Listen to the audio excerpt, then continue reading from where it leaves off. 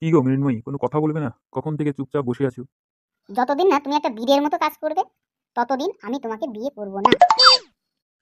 এই বাজারে তোমাকে বিয়ে করতে চাইছি, এটাই কি যথেষ্ট বীরত্বের পরিচয় নয় মৃন্ময়ী? এই মৃন্ময়ী, তুমি না অনেক চেঞ্জ হয়ে গেছো। কেন? কিভাবে চেঞ্জ হলাম? এখন তোমাকে কিস করলে তুমি চোখ বন্ধ করো না কেন?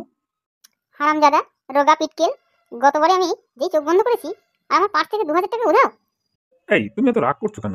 আরে ওটা তো সেদিন গাড়ি তেল করার জন্য নিয়েছিলাম, তা তো দেখতেই তো পাচ্ছ দুজন মিলে তো গাড়িতে যাচ্ছি। এই গুঞ্জন, আমাকে মাফ করে দাও জানো। আজ আমি তোমাকে একটা কথা বলতে চাই। হ্যাঁ সুইটহার্ট, বলো, কি বলতে চাও? আমি তোমার কাছে কিছু গোপন করেছি। আসলে কি হয়েছে, অন্য একজনের সাথে আমার বিয়ে ঠিক হয়ে গেছে। সামনের সপ্তাহে আমাদের বিয়ে।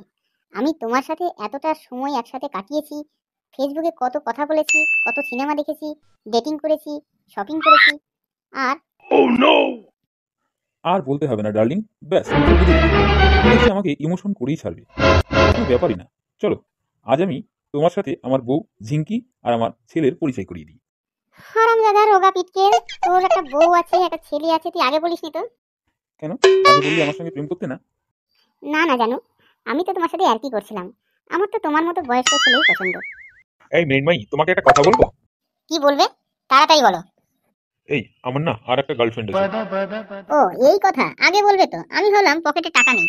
এই তাড়াতাড়ি গাড়িটা পার্কিং করে একটা রেস্টুরেন্টে চলো। হ্যাঁ ডার্লিং, এই তো সামনে একটা রেস্টুরেন্ট আছে, চলো ওখানেই বসা যাক। মৃন্ময়ী, তোমাকে না খুব সুন্দর লাগছে আজকে। হঠাৎ এই কথা বলছো? আজও কি মানি ব্যাগ বাসায় ফেলে এসেছো?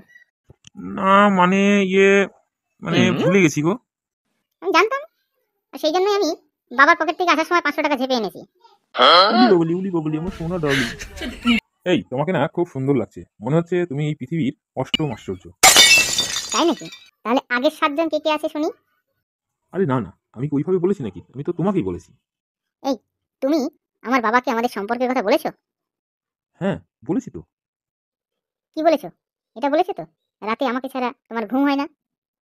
হ্যাঁ, এটাই তো বললাম আমি। তো শুনে বাবা কি বললেন? এটা শুনে তুমি আমাকে তোমাদের ফ্যাক্টরির দারোয়ান হিসেবে রাতে পাহারা দেওয়ার কাজটা দিয়ে দিলে। তুমি তো আমার কথা সবই জানো। আমার এর আগে দুটো বিয়ে হয়েছে, সবকিছু জেনেও তুমি আমাকে ভালোবাসো। আচ্ছা, আমার প্রেমে পড়ার আগে কারোর সঙ্গে তোমার প্রেম হয়েছিল? কি হলো, কথা বলছো না যে? রাগ করলে? না না, রাগ করিনি। আমি তো গুনছিলাম তোমার আগে কতজন ছিল। এই মৃন্ময়ী, একটা মজা দেখবে? তোমাকে স্পর্শ না করেই আমি আর চুমু খাবো। এটা কিছুতেই সম্ভব না, তুমি করতে পারবেই না এটা। ঠিক আছে, তাহলে 100 টাকা বাজি হয়ে যাক। আচ্ছা ঠিক আছে, বাজি। এই, এই কি করলে তুমি? ছাড়ো বলছি, ছাড়ো বলছি, তুমি আমাকে জড়িয়ে ধরলে কেন? আস্তে আস্তে ডার্লিং, মাথা ঠান্ডা করো। এই নাও 100 টাকা। এইবার তো হলো না, চলো আরেকবার চেষ্টা করো। না না ডার্লিং, এখন এসব হবে না।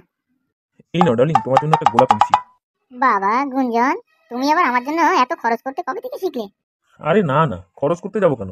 এটা তো আমার বউ ঝিঙ্কি কালকে আমাকে দিয়েছিল, আর সেটাই তোমাকে দিলাম আজকে। আমি জানতাম এরকম পিক্সেলটা কোনোদিন ঠিক হবে না।